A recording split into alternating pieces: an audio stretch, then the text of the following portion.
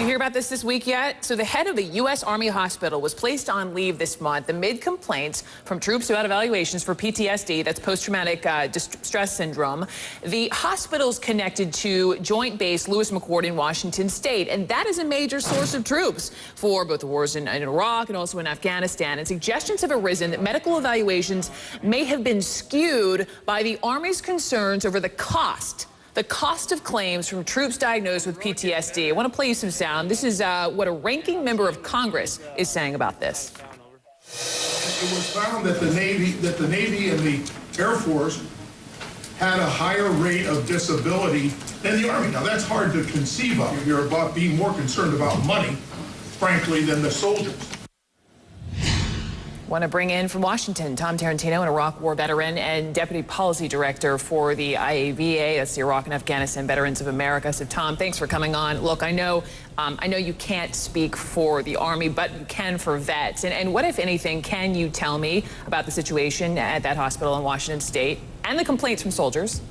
Right. Well, I mean, overall, it's unacceptable, and frankly, as a veteran, it's insulting.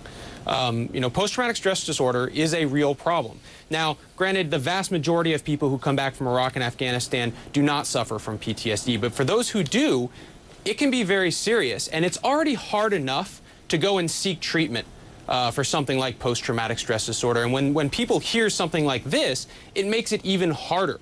And, the fact that they're concerned that this is going to cost too much, aside from just being completely disrespectful to the service of the men and women who need help, it also shows that they don't really understand these issues. If someone is suffering from an invisible injury, not treating them up front, it's actually much more expensive later down the line if that condition goes untreated. And so not only is it smart fiscal policy, but it's also part of the responsibility we have to the men and women who sign up to join our military. But what about the Army on the whole? Because, we heard the impassioned sound from Congressman Dix, right, that the Pentagon may be putting costs ahead of soldiers' health. We did reach out to the Army. I just want to read their statement, and they're saying this, quote, "The U.S. Army Medical Command is committed to ensuring that soldiers get the best quality care possible on the battlefield and at home. Currently, the U.S. Army Medical Command and the Western Regional Medical Command are conducting investigations into these inquiries and concerns regarding soldiers' PTSD diagnoses." Tom, do you buy the assertion that the Army is committed to the best possible care for our troops? Do you buy that? Well, look, overall, yes, I do, because the Army, especially in the last 4 or 5 years, has gotten much better at this. Now, we have to take a step back. First of all, this is one hospital, one incident. It's a fairly significant one, and the consequences should be very, very severe for these people who are putting other concerns above the lives and the well-being of American soldiers. However, we have to understand, the military as a whole has gotten much better at dealing with these issues, and frankly, they are trying, although they're not quite there yet, to make up for some of the failures of the past, where early on in these conflicts, people with invisible injuries, post-traumatic stress, traumatic brain injury, weren't getting the care and services they need. We have since, through a lot of time and work, both from the military, from Congress, and from the veterans community, has helped bring that level of care up to where it is today. But honestly, we still do have a long way to go. A long way to go, but I want to ask you about the price of PTSD, and I'm talking dollars and cents, because when you read this LA Times story, and they obtained this memo from the Army, and so according to this memo, one Army doctor, he's connected to this Joint Base Lewis McChord, he cautioned his fellow colleagues that a PTSD diagnosis could cost the Army $1.5 million. This is for one soldier over the course of his or her lifetime. $1.5 million. Does that sound accurate to you? Possibly. I mean, I'm not an economist or a doctor, but the right answer to that does that sound right? The right answer is, so what?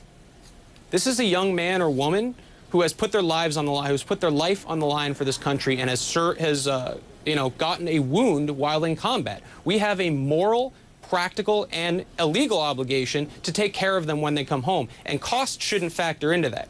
When you go to war, you make a promise to these men and women, and ultimately, and when you think long term, this affects the entire military. If the American public is not convinced that our government and our country is not going to take care of our service members when they come home, they're just not going to join the military. So this incident, if taken out, can really really be detrimental to the armed forces as a whole. Let me throw this at you, because there has also been some concern on the flip side. Some have seen perhaps some members of the military, they're angling for the highest paying diagnoses in terms of these disability claims. You know, they want the cash that comes with the PTSD diagnosis, and they're perfectly fine. Is that suspicion valid?